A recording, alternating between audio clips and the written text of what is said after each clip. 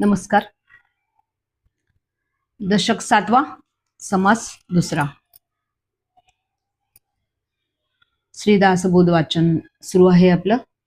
तर समास दुसरा. ब्रह्मनिरूपण.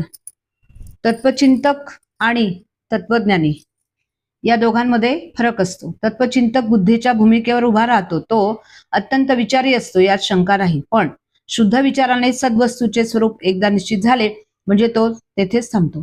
याच्या उलट तत्वज्ञानी प्रतिभेच्या भूमिकेवर उभा राहतो. तर्काने सद्वस्तूंचे स्वरूप निश्चित झाल्यावर तेथेच न थांबता तो स्वस्वरूपाच्या अनुसंधानाचा सतत अभ्यास करतो. कालांतराने त्या सद्वस्तूचा साक्षात अनुभव येतो. अशा रीतीने स्वरूप साक्षात्कार झालेल्या पुरुषांना संत म्हणतात. त्यांची प्रतिभा अखंड जागी राहते. त्यांनी लिहिलेल्या ग्रंथास अध्यात्म ग्रंथ म्हणतात. सद्वस्तूलाच ब्रह्म असे म्हणतात. संतांचा अनुभव असा की ब्रह्म सर्व मानवी कल्पनांच्या पलीकडे आहे. स्थळ काळ निमित्त यांच्या कक्षेत वावरणाऱ्या दृश्य विश्वाचे ज्ञान करून देणारी बुद्धी सुद्धा मर्यादितच आहे. विश्वाचा बंध ओलांडून अनंतपणे विलसणारे ब्रह्म या एवढ्याशा मानवी बुद्धीच्या ज्ञानाचा विषय कसा होणार? म्हणून ब्रह्मदर्शन होण्यास बुद्धीच्या पलीकडे असलेले प्रतिभा नावाची ज्ञानशक्ती माणसामध्ये उदय पावली पाहिजे. सद्गुरूंच्या कृपेने प्रतिभा जागी होते, म्हणून परमार्थामध्ये सद्गुरूला विलक्षण महत्व आहे. मी देहच आहे या दृढ भावनेने आपण सद्वस्तूपासून दुरावलो आहोत. ही देहबुद्धी झडण्याचा मार्ग सद्गुरू दाखवतात. देहबुद्धी कमी होऊ लागली की जीवपणा सुटत जातो. जीवपणा सुटत चालला की अज्ञान क्षीण होत जाते आणि अज्ञान नाहीसे झाले की मी ब्रह्मच आहे असा प्रत्यक्ष अनुभव येतो. हा अनुभव कुठे, कसा व कोणास येईल ते सांगता येत नाही. त्या अनुभवामध्ये मुळीच फरक नसल्याने स्वानुभवी पुरुष अगदी एकाच भूमिकेवर असतात. त्यांच्यामध्ये आढळणारा भिन्नपणा फक्त बहिरंगी असतो. वास्तविक ब्रह्मस्वरूप नामरूपातीत आहे, पण त्यास अनेक प्रकारच्या नामांनी संबोधतात. मानवी अनुभवाचे क्षेत्र दृश्य विश्वापर्यंत पसरले आहे, परंतु ब्रह्मस्वरूप या क्षेत्राच्या पलीकडे असल्याने त्याचे वर्णन अतीतपणानेच करावे लागते. साधू असे सांगतात की ब्रह्म गुणरहित, आकाररहित, संगरहित, विकाररहित आणि मर्यादारहित. ब्रह्म सर्वांना व्यापून आहे, अनेकांमध्ये एकपणाने आहे, ते शाश्वत आहे असे त्यांचे वर्णन शास्त्रामध्ये आढळते. ब्रह्म कधी न ढळणारे, अंत नसणारे आहे. ते सदा सर्व काळ स्थिर असते. ब्रह्माबद्दल कल्पना करता येत नाही, ते कल्पनारहित आहे. ब्रह्म दृश्याहून अगदी निराळे आहे. दृश्यलय पावल्यावर शून्य उरते, त्याहून सुद्धा ब्रह्म वेगळेच आहे. ब्रह्म अतिंद्रिय असल्याने सर्व इंद्रियांनी मिळून ते जाणण्याचा प्रयत्न केला तरी त्यांना न कळणारे असे आहे. ब्रह्म डोळ्यांना दिसणारे नाही, म्हणून केवळ इंद्रिय दृष्टीने पाहणाऱ्या मूढ लोकांना ते नसल्यासारखे होते. साधूच्या मार्गदर्शनापासून ब्रह्म अनुभवास येत नाही. ब्रह्म सगळ्यांपेक्षा श्रेष्ठ आहे. ब्रह्मासारखे चांगले दुसरे काही नाही. ब्रह्म इतके सूक्ष्म आहे की ब्रह्मादी देवांना सुद्धा ते जाणणे कठीण पडते.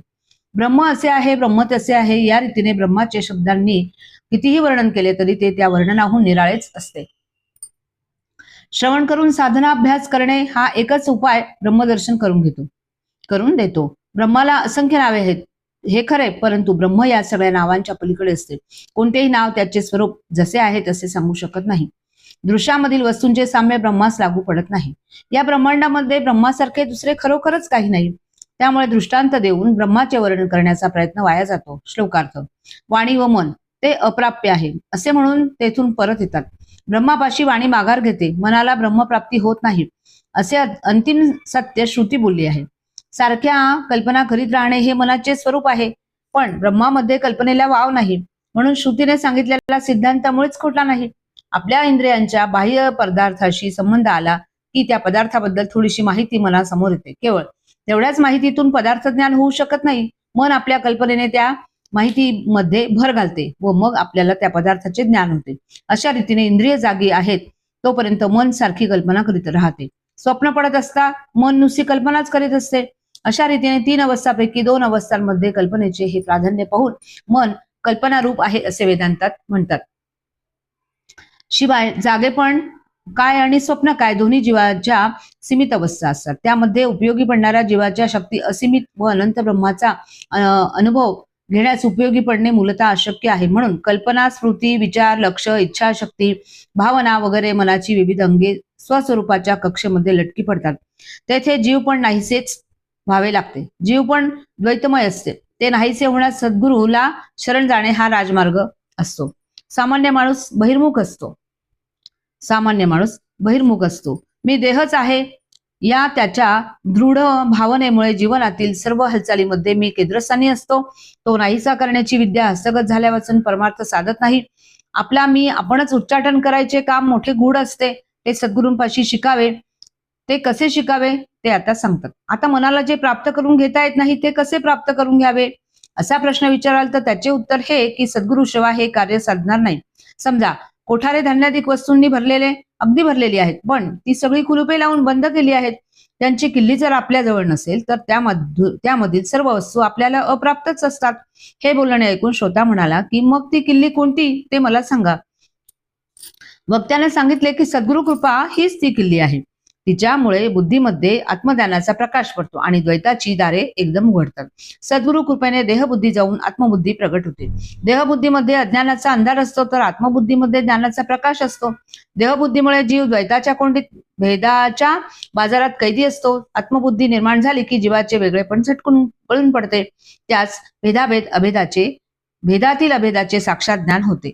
आत्मबुद्धीमध्ये सुखाला काही कमतरताच नाही. तेथे अमाप सुख लाभते. तेथे मनाचा शिरकाव होत नाही, पण मना वाचून साधना चालू राहते. जोपर्यंत जीवपणा असतो तोपर्यंत मनपणाने मन असते. सुख भोगण्याची मनाची शक्ती ठरलेली असते. त्यामुळे जीवाचे सुख सुद्धा मापलेले राहते. त्याचप्रमाणे मनपणाने आहे तोपर्यंत मी साधना करतो या भूमिकेवरून साधक अनुसंधानाचा अभ्यास करतो. पण आत्मबुद्धी प्रकाशल्याशिवाय जीव शिव बनतो. तेथे सुखाला वाण नसते व अनुसंधान रूप झाल्याने वेगळेपणाने साधना नसते. स्वस्वरूपाच्या प्राप्तीसाठी मन लागत नाही. तेथे वासना तृप्त न करता तृप्ती लाभते. अशा या अवस्थेची कल्पना करून ती आकलन होणे शक्यच नाही. सध्याच्या अवस्थेमध्ये मना वाचून आपल्याला अनुभव घेता येत नाही. वासना तृप्त केल्या वाचून समाधान मिळत नाही. पण स्वस्वरूप साक्षात्कारामध्ये मन नसून अनुभव येतो व वासना नसून समाधान मिळते. सध्याच्या अनुभवाप्रमाणे जे अगदी अखेरचे आपण समजतो त्याच्याही पलीकडे ब्रह्मस्वरूप आहे. म्हणूनच ते आपल्या मनाच्या व बुद्धीच्या आटोक्या बाहेरचे आहे. पण माणसाने जर देहाचा संबंध सोडला तर ते ब्रह्म ताबडतोब प्राप्त होते. आपण आपल्या देहबुद्धीचा संबंध सोडला तर मग ब्रह्मस्वरूप पाहता येईल. जे स्वानुभवी आहेत ते माझ्या या सांगण्याने खुश होतील. ज्याचा संग सोडायचा तो आपण म्हणजे मी पण, परंतु मी पण म्हणजे जीव पण होय. स्वरूपाला अज्ञानाचा संबंध येणे म्हणजे जीव पण येणे समजावे. वास्तविक स्वस्वरूपच स्वयंप्रकाश आहे, परंतु अज्ञानाशी संबंध आल्याने त्याचे ज्ञान झाकले जाते व त्याचे विश्वव्यापित्व लोपते. मी जीव आहे, अज्ञानी आहे, देहापुरताच मर्यादित आहे अशी देहबुद्धी बळावते व त्या देहबुद्धीला बाजूस सारणे म्हणजे संग सोडणे होय. जीवपणाचा संबंध सोडला की संबंध रहित ब्रह्मस्वरूपाशी ऐक्य घडून येते. कल्पना मागे टाकून अशा रीतीने स्वरूपाशी तादात्म्य पावण्याचा अधिकार येतो. सामर्थ्य प्राप्त होते. मी खरा कोण आहे हे न कळणे याचे नाव अज्ञान होय. ते अज्ञान नाहीसे झाले की परब्रह्म हस्तगत होते. देहबुद्धीच्या मोठेपणाला ब्रह्मस्वरूपाच्या ठिकाणी मुळीच किंमत नसते, कारण तेथे देहाच्या अहंभावाला साफ नाहीसा करून टाकायचा असतो. ब्रह्मस्वरूपामध्ये उच्च नीच असा भेद नाही. तेथे राजा व रंक सगळे सारखेच असतात. स्त्री असो की पुरुष असो सर्वांना ब्रह्मपद सारखेच प्राप्त होते. ब्राह्मणाचे ब्रह्मसोहळे आणि शूद्राचे ब्रह्मसोहळे असे वेगळेपणाचे लहान मोठे भेद तेथे नसतात. राजाला उत्तम ब्रह्म व त्याच्या परिवारातील नोकर चाकरांना कमी प्रतीचे किंवा हलके ब्रह्म अशा प्रकारचा भेद तेथे मुळीच नसतो. अगदी सगळ्या जीवांना ब्रह्म एकच आहे. तेथे अनेकपणा नाही. अगदी रंक असो की ब्रह्मादिक देव असो सर्वजण एकाच परब्रह्मात जाऊन मिळतात. श्री समर्थांची तत्वदृष्टी किती व्यापक, भेदरहित, सूक्ष्म आणि अतिमानवी आहे याची कल्पना येथे येते. मानवी जीवन भेदांनी भरलेले व स्वस्वरूपानुभव अभेदाने भरलेला असतो. या दोहोंची सांगड घालण्यात श्री समर्थांचे खरे चातुर्य प्रकट झाले. स्वर्ग, मृत्यू आणि पाताळ या तिन्ही लोकांमधील सर्व आत्मदानी पुरुषांना मिळून विश्रांतीचे एक स्थान आहे, ते म्हणजे परब्रह्म होय. सद्गुरूला जे ब्रह्मपद मिळते ते सत्शिष्याला देखील प्राप्त होते. तेथे भेदभाव नसतो, परंतु कोणीही जरी झाला तरी ब्रह्मपद प्राप्त होण्यास शरीराचा आपलेपणाचा संबंध सुटला पाहिजे. ज्यांच्या देहबुद्धीचा अंत घडून येतो त्या सर्वांना एकच ब्रह्म प्राप्त होते. ब्रह्म एकच एक असे अद्वितीय आहे हे श्रुतीचे वचन प्रसिद्धच आहे. साधू पुरुष देहाने वेगवेगळे दिसतात तरी अंतरंगाच्या दृष्टीने ते एकाच आत्मस्वरूपात मिसळून जातात. स्वरूपात मिसळले की सगळे मिळून एकच देहाच्या पलीकडील ब्रह्मवस्तू होऊन जातात. ब्रह्म नवे नाही, ब्रह्म जुनेही नाही. नवे जुने हा कालभेद आहे, तो सद्वस्तूच्या ठिकाणी नाही. ब्रह्म अधिक नाही, उणे नाही. अधिक उणे हा प्रमाणभेद आहे, तो सद्वस्तूंच्या ठिकाणी नाही. ब्रह्मामध्ये उणेपणा आहे असे ज्याला वाटेल तो देहबुद्धीचा कुत्रा असतो. सद्वस्तूमध्ये अपूर्णता पाहणारा मनुष्य स्वतः अज्ञानी असतो. देहबुद्धीमध्ये अविद्येचा विलास असतो. अविद्या अनेक संशयांना जन्म देते, ते संशय समाधानाचा नाश करतात. खरे सांगायचे म्हणजे देहबुद्धीच्या योगाने समाधानाची संधी हुकते.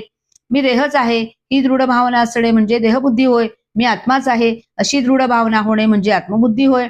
देहबुद्धी हे अज्ञानाचे प्रधान लक्षण तर आत्मबुद्धी हे आत्मज्ञानाचे प्रधान लक्षण आहे. देहबुद्धीच्या जोराने जीव आकुंचित होऊन दृश्याच्या नादी लागतो तर आत्मबुद्धीच्या प्रभावाने जीव विशाल होऊन ब्रह्मस्वरूपाशी समरस होऊन जातो. देहबुद्धी जुनाट आहे, ती सुटता सुटत नाही. इतकेच नव्हे तर ती आत्मबुद्धी निर्माण होण्याच्या पुन्हा पुन्हा आड येते. म्हणून वाटेल ते करून देहबुद्धी नाहीशी करावी असे सांगतात. देह सर्वस्व आहे असे वाटणे हेच देहबुद्धीचे मुख्य लक्षण आहे. परंतु शहाणे लोक देहाचे खोटेपण, त्याचे अशाश्वतपण बरोबर ओळखतात आणि त्याचे दोष पाहतात. देहबुद्धी देहाला पुरून उरते, कशी ती पहा. देह जिवंत आहे तोपर्यंत जीव देहाचा मीपणाने अभिमान धरतो. देह मरणाधीन झाल्यावर हीच देहबुद्धी जीवास पुन्हा जन्म घ्यायला लावते.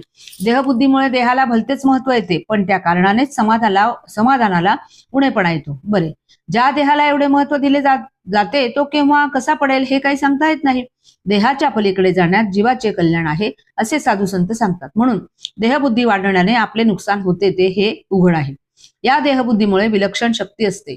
योगी लोकांना देखील ती त्रास देते, आपल्या छापेत आणते. सिद्धीचा उपयोग करून उपाधी किंवा व्याप वाढवणे हा देहबुद्धीचाच प्रभाव होय.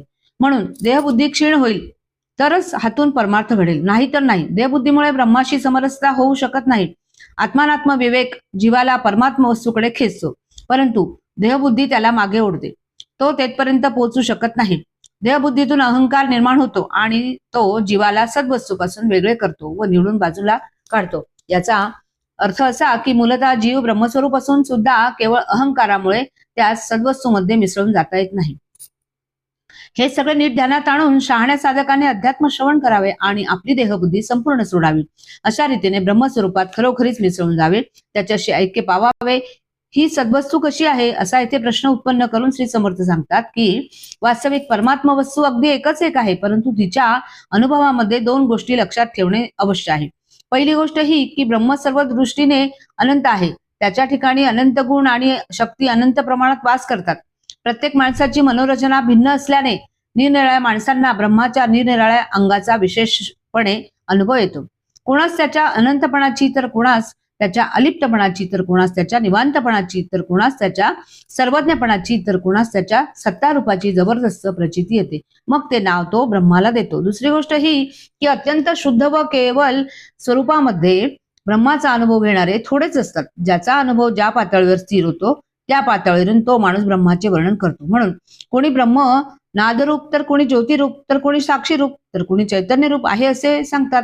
वास्तविक ब्रह्म अगदी एकच एक आहे. ते एकच ब्रह्म अनेक प्रकाराने भासते. निरनिराळ्या माणसांची मनोरचना निरनिराळी असते, त्यामुळे तेच ब्रह्म भिन्न प्रकारांनी अनुभवास येते. माणसाला ज्या प्रकारे ब्रह्म अनुभवास येते तोच प्रकार त्यास खरा वाटतो. त्या स्वरूपाबद्दल त्याच्या अंतःकरणात खाती निर्माण होते. वस्तुतः ब्रह्म नामरूपाच्या पलीकडे आहे असे असले तरी त्याला अनेक नावे आढळतात. उदाहरणार्थ ते निर्मळ, निश्चल, अत्यंत शांत व स्वतःच्या आनंदात प्रभमान असते. ब्रह्म अरूप आहे कारण त्यास रूप नाही. अलक्ष आहे कारण त्यास पाहता येत नाही. अगोचर आहे कारण इंद्रियांना आकलन होत नाही. अच्युत आहे कारण स्थान सोडित नाही. अनंत आहे कारण त्याचा आदि व अंत कळत नाही. अपरंपार आहे कारण त्याला कसल्याही मर्यादा नाहीत. अदृश्य आहे, अतर्क्य आहे व अपार आहे. ब्रह्माची अशी नावे आहेत. ब्रह्म नादरूप आहे, ज्योतिरूप आहे, चैतन्य रूप आहे, सत्तारूप आहे, साक्षी रूप आहे, स्वस्वरूप आहे. ते शून्य आहे, सनातन आहे, सर्वेश्वर आहे, सर्वज्ञ आहे, सर्वात्मा आहे, जगाचे जीवन आहे. ते सहज आहे, सदोतीत आहे, शुद्ध बुद्ध आहे, सर्वातीत आहे, शाश्वत आहे, शब्दांच्या पलीकडे आहे. ते विशाळ आहे, ते विस्तीर्ण आहे, विश्वाला भरून आहे, आकाशासारखी मलरहित वस्तू आहे. आत्मा परमात्मा व परमेश्वर आहे. ते परमात्मा आहे, आतबाहेर ज्ञानाने भरलेले आहे, अगदी एकरूप आहे, फार पुरातन आहे, चिद्रूप आहे, चिन्मात्र आहे, ज्या ब्रह्माला नाव ठेवता येत नाही अशा अनाम ब्रह्माची ही नावे आहेत हे ध्यानात ठेवावे. ब्रह्माला अशी असंख्य नावे आहेत हे जरी खरे तरी परमेश्वर नामांच्या पलीकडे आहे. त्याच्या स्वरूपाची काहीतरी निश्चित कल्पना यावी म्हणून ही इतकी नावे त्याला ठेवली आहेत. जेथे विश्रांतीला विसावा मिळतो असा तो आदिपुरुष आहे, आत्माराम आहे. ही नावे भिन्न दिसली तरी ते एकच एक परब्रह्म आहे, तेथे दुसरे काही नाही. हे समजण्यासाठी आता 14 ब्रह्मांची लक्षणे सांगतो. त्यांच्या श्रवणाने नावे अनेक असली तरी ब्रह्म एकच एक आहे हे तत्व मनामध्ये ठसेल. जेवढे खोटे आहे तेवढे सगळे निवडून बाजूला काढले की जे उरते ते खरे असते. 14 ब्रह्मांचे वर्णन शास्त्राच्या आधारानेच करू. समास दुसरा समाप्त. जय जय रघुवीर समर्थ.